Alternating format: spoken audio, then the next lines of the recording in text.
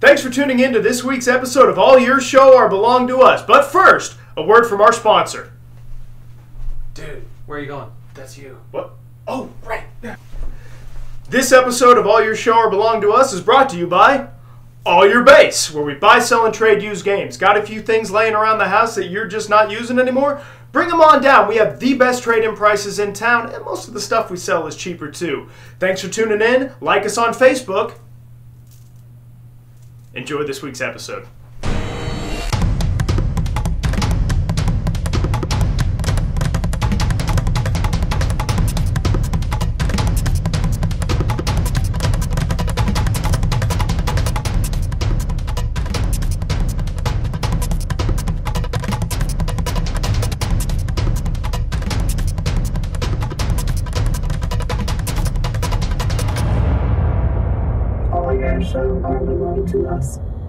Welcome to All Your Show or Belong to Us. I'm Pharaoh 16. And I'm Epic Blue. And on this episode, we are reviewing Alice Madness Returns. Alice? Yeah. I thought we were doing Dark No. I didn't play Alice. Wait, what? I didn't play Alice. You've never played Alice? No. Can you believe this? What? He's never played Alice. What? Oh! Due to the sudden application of Newton's third law of motion to the nasal cavities of my partner with, a pole interjection due to lack... Don't worry, dear viewers. That bad man won't bother you again. Hi, I'm Tiborius. And I'm Epic Blue, and on this week, we are reviewing Alice Madness Returns. Which I have played. When American McGee's Alice first came out back in 2001, it blew people's minds out of their face and onto their computer screens just because it was such a different, dark, and twisted take on Alice's adventure in Wonderland. Right away, people were hooked, and for a good reason. Both American McGee's Alice and Alice Madness Returns take a very familiar story that you love and show that world in a completely different set of eyes. Twisted eyes, creepy eyes, and slightly demented eyes. The characters in the game were extremely fleshed out, each one of them having their own backstory that ties perfectly into the storyline. Each character is a broken perversion of the Disney characters that you know and love, but are still recognizable to the original story. The face of evil in the heart of darkness. Perfect. Because both American McGee's Alice and Alice Madness Returns is such a unique and dark and twisted take on a classic story, we give Alice Madness Returns 5 teeth. When Game Informer... Dude, I have been so excited about this. Sorry, totally cut you off there. You go ahead. Okay. When Game Informer first reviewed this game, they said that the visuals were an exercise in graphical mediocrity. Wait, what? Yeah. They played the game, right? I don't know. Okay, I don't know what game they were playing. This game is gorgeous. It is beautiful, hand-drawn art. They don't pander strictly to that 3D rendering. You can tell every little surface was crafted with love and care. And another Yahoo from this same stable said the art was boring and unimaginative. Now, I didn't read this before I played the game, but all I know is that every single person that came into my shop or that I saw, my wife, my friends, had to see these levels, had to see the dresses, just everything the way, and I just can't believe that these Yahoos would look at something that... Okay, calm down. In this version, Wonderland is transformed and is blood-soaked and is broken and crumbling and has taken on a slight steampunk feel. And in each new environment that you come along, you can see the beauty of Wonderland, but bear witness to the continuing decay. Now, there is a stark contrast between the epic vistas of Wonderland and the reality that Alice inhabits. It is a dark, flat, gray Industrial Revolution era London. In Wonderland, each level is a visual treat for your eyeballs. They're all so drastic and different from the one that came before. The 2D animatic cutscenes make for the perfect vessel for the interim story in between levels. The grim and creepy environments and the characters give that morbid feel that the American McGee series is known for.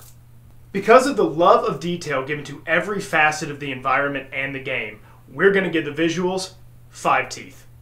When you have a creepy game, you have to have creepy music. And when you have a fight scene, you have to have fight music, which this game does. The orchestral score of this game gives it a beautiful, sweeping motion that makes sure you are always in tune with what the characters are doing. Come now, Alice. It's only a dream. It's not a dream, it's a memory. And it makes me sick. Now, focus. Now, some of the sound effects are a little canned and way overused, but the overall drive of the music ensures that you are right there every step of the way with the feeling. One of the really cool things about the music in this game is that it's not overbearing. It's not there in your face, overshadowing what you're doing in the game. It sets itself so well into the environment that you're not listening to music. You're experiencing a story.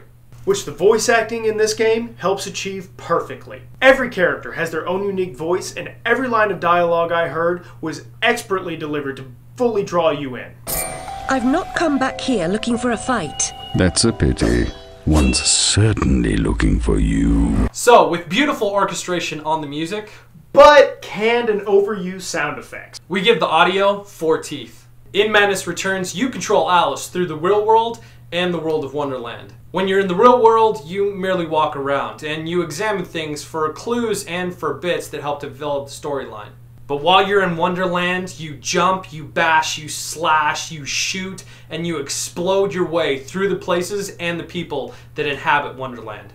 To help you in this, Madness Returns has some unique weapons at your disposal. This is Wonderland. You don't just shoot your way through a bunch of bad guys with a gun, you have a pepper grinder.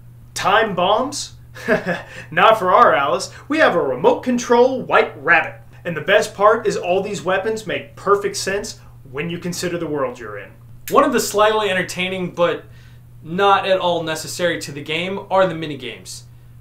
The minigames in this game come off as more of a carnival walkway distraction than an integral part of the story. Sadly, they mostly seem to just disturb the flow of the game rather than playing a vital part in it. The only thing that really bothers me about the gameplay is the targeting system. All too often when you lock on to an enemy, the camera shoots you into this horrible, horrible angle that you really don't know where you're going. And considering this is also a platforming game, oftentimes that means you're going right off a cliff. And the craziest thing is, to upgrade your weapons into more powerful versions of themselves, you have to collect teeth. Human teeth. That's just messed up. So the game has creative platforming and really unique weapons. But some of the platforming does tend to drone on a little too long, and again, the targeting system is a little messed up. So with a lot of creativity, but flaws with the camera angles and the targeting system, we give gameplay 3 teeth. Okay, now for the storyline, the absolute best reason to play this game. But first, for those of you that haven't played it, spoiler alert. You may want to skip ahead to a later section to see what else we have to say. American Mickey's Alice springboards off the events in Lewis Carroll's Alice in Wonderland and Through the Looking Glass. After Alice leaves Wonderland, her house burns down in a mysterious fire, killing her parents and her sister. The loss of her family causes Alice to lose touch with reality, and she gets placed in a mental institution. The now broken and traumatized Alice is summoned back to Wonderland by the White Rabbit. With Wonderland being tied directly to Alice's mind, Wonderland has become a dark, twisted version of itself. Under the rule of the Queen of Hearts, all the classic characters of the story become enemies of Alice. She has to battle her way through those she once loved in an attempt to overthrow the maniacal ruler. Alice eventually restores balance to Wonderland by defeating the Queen / herself and regains her sanity. In Madness Returns, this picks up 10 years later in real life, and you find Alice not in an institution, but released into the care of a child doctor. Now, before our next session, collect those pills from our high street chemist. Very well, Doctor. Although the connection between the two games is only mentioned in passing throughout the storyline, the story continues on to bridge the mythology of American McGee's Alice. In Madness Returns, Alice slips back into insanity as a result of the troubling discoveries surrounding the fire that killed her family. Once again, thrust back into Wonderland, Alice's madness takes the form of a train, which starts to ravage and then totally destroy Wonderland and all of its inhabitants. This leaves Alice to try and salvage the broken pieces of her mind, in the hopes that by once again restoring balance to Wonderland, she'll restore balance to herself. The writing in this game is... what is the literary word for like freaking awesome? Oh yeah, freaking awesome. Ah, Alice, Delighted to see you again, my dear. Your arrival is filled with fortunatality itself. Really? I didn't even know. Never mind. My pregnant show is about to pop. It requires only a medicament of your help velocity. The story of this game is immense and the driving reason to play it. We give it 5 teeth.